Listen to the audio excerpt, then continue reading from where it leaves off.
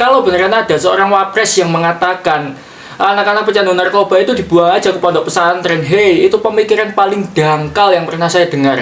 Ya kenapa paling dangkal? Ini sama aja kayak lu mencoba untuk menanam padi, tapi menanamnya itu maju. Sebodoh itu gitu loh.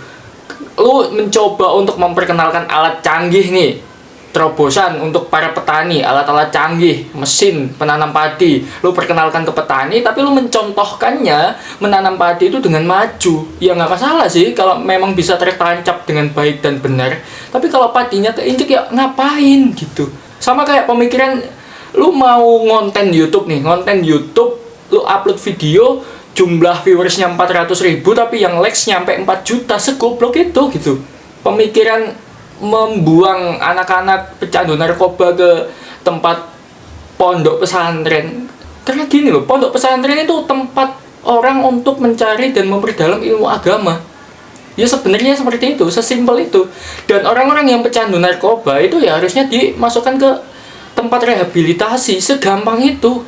Inilah kenapa yang jadi permasalahan saat ini, pondok pesantren itu stigmanya negatif di masyarakat. Anak-anak pondok itu barbar, anak-anak pondok itu brutal. Temanku yang masuk pondok bukannya malah alim, malah jadi tambah brutal. Karena apa? Ya pondok dijadikan tempat pembuangan akhir oleh orang-orang gitu. Termasuk wapres yang ngomong kayak gitu. Mungkin wapres Gen Z, gua tandain lu wapres Gen Z. Kalau perlu ke barak gak masalah, ke barak militer, biar diajar sekalian. Kalau ada orang yang ngomong, nggak mendidik anak itu nggak semuanya harus keras. Ya kalau mendidik anak sejak kecil, sejak dia polos, ya memang gak harus keras. Tapi kalau udah keterlaluan jadi berandal, jadi preman, jadi pecandu narkoba, ya harus dikerasin. Mau lo apain lagi gitu. Itu bukan mendidik namanya, mengubah anak itu membelokkan anak itu dari jalur yang salah ke jalur yang benar, ya harus pakai kekerasan kalau memang nggak bisa dengan kelembutan gitu. Karena yang jadi masalah itu tadi loh.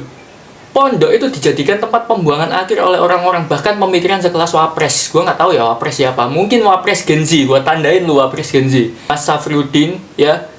Nih mas, tanggung jawabnya wapres mas. Masa anak-anak pecandu narkoba mau sampein buang ke pondok pesantren? Ya mau jadi apa?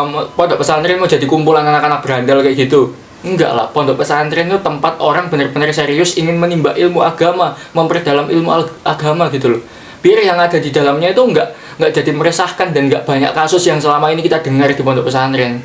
Kalian harus bisa menempatkan sesuatu sesuai dengan fungsinya gitu. Kan ada BNN bos, dimasukkan BNN kan bisa direhab. Toh anggaran dari pemerintah untuk rehabilitasi juga ada. Ya kalau perlu kata KDM Kang Deddy Mulyadi, buang aja ke barak.